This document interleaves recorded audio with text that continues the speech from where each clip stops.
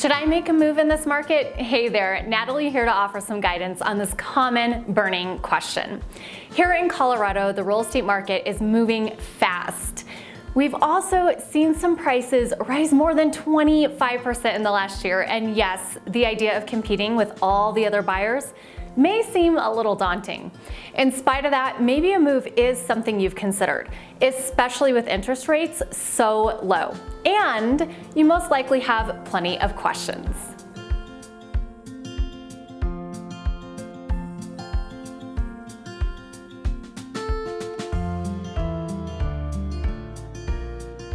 Drumroll, please. With all these questions, there is no clear answer. The right answer is the one which is best for you. So with that in mind, and to help you make the best decision, here are some things to consider. Housing inventory is low, and projections suggest demand will not be slowing down anytime soon. In fact, over the next 25 years, we're expecting a population increase across the Front Range of 1.8 million people. What does that mean? Simply put, it indicates a stable market. Additionally, it can also mean continued appreciation due to ongoing demand. Low housing inventory is not helped by a housing shortage. And by this, I mean fewer homes actually built. We've all seen new communities popping up, and the country may now be seeing a relative boom in building.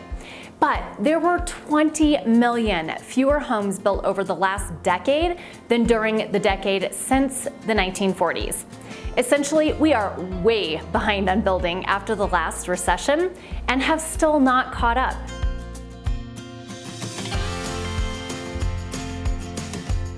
Buying a home is not a short-term investment. Home values fluctuate. They are likely to rise. However, let's consider the other side of this. If they drop, could you ever see them dropping more than 30%? If you can see that kind of fall, then don't buy if you plan on living in the home 5 years or less. If you don't see houses dropping by 30%, then the only way of losing money is if you don't capitalize now. Let's consider the difference in the lifetime cost of money over the term of a 30-year fixed loan by comparing the difference between a 3 and 5% interest rate.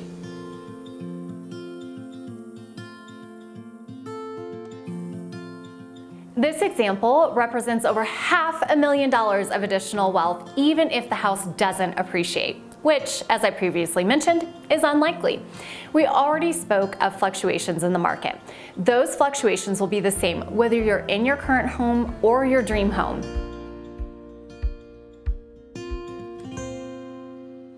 You have a lot of options with what to do with your equity. Here are just a few.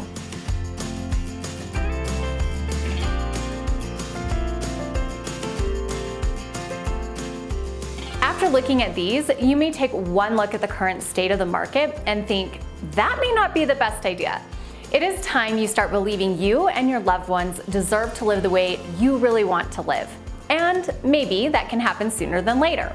Don't allow assumptions to get in the way of knowledge and the reality of the market. I've helped many people just like you, and it all starts with a simple conversation.